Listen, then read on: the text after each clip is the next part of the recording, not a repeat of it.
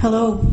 I feel like I'm in Rod Barlow, who used to be the minister here, and I was young enough when we first started to have to come up here for Sunday school, and feels like that all over again. My name's Celia Dyer, and I knew I was very honored that Paul asked me to speak, and now, after Christina's words and poetry, I'm very humbled. And anyway, I know the picture is here, and a beautiful picture it is, but I just want you to close your eyes for a second and imagine that smile. Imagine that sweet, sweet smile. Because if he's here, or if he was here, whatever you believe, I know that that's what he is or would be doing. Because Paul's finally done it. He's finally gathered all his favorite people together. You're all here. Prince and pauper, family, friend, loved ones, all the colors of the human rainbow, you're all here. And how many times did he say to you, each one of you, I wish you could meet so-and-so. And here you all are. So, for Paul's sake, enjoy one another and honor what he always wanted more than anything, and that was for you all to be together. I'm one of the tribe of many who were blessed to have Paul as a godfather, God as a Paul father. Yeah. And of course, each of those godchildren shared a very unique relationship with Paul. For some, he was family. For others, he was Mr. D. And for others, and for all, he was the most loyal and genuine friend. When I was baptized in this very church, there were, I think, several babies being baptized on that day. And as each baby was carried up in a parent's or godparent's arms to the font, Paul looked at me and he said, would you like me to carry you in my arms up to the font? I said, Paul, I'm a teenager. I think we would both look really silly.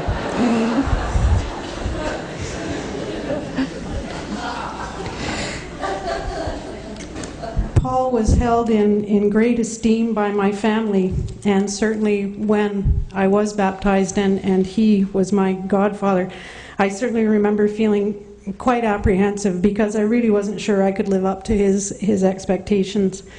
I had so many questions back then, and 35 years later, I'm not really sure that many of them have been answered.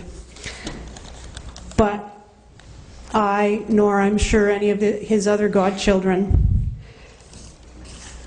I don't think any of us could have had a more caring, compassionate, or sympathetic hand to lead us through our many doubts.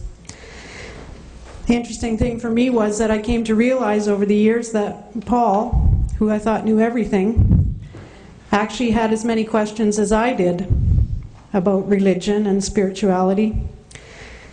And the thing that I learned from him was, of course, his example, because I've never known anybody to embrace uncertainty with so much joyful curiosity and tolerance and openness of mind. Most of us, when we're in doubt, we tend to shut out that which threatens our comfort. Paul, however, did the opposite. He sought to understand with goodwill and respect all faiths and worldviews. So many responses to the blog and to the Facebook page that was set up by the international students at Trent, and contributions to the obituary guest book online highlight the breadth of Paul's influence. I have to say that my particular favorites were the ones who referred to him as Mr. D. And there were so many, and I couldn't help. I mean, I know that these people are grown up and they have children of their own, but I could only see them as 8-year-olds. And they said over and over again in so many beautiful and eloquent ways how he had changed their lives. in grade 3. And they still remembered having their lives changed in grade 3 by Mr. D. He was such a wonderful teacher and friend and uncle and brother. And I think for me that was primarily because of his steadfast belief in us. How often have we thought, hey, he believes in me more than I believe in myself?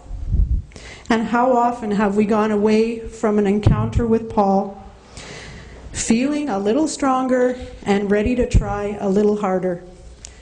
And for me, that was his unending gift. Can we imagine a world without Paul? Right now, I can't, but I know I have to live in one. We will be so very, very sad without him, but his journey is not over. His example will carry on and will embolden us to nurture all the goodness that is possible in humankind.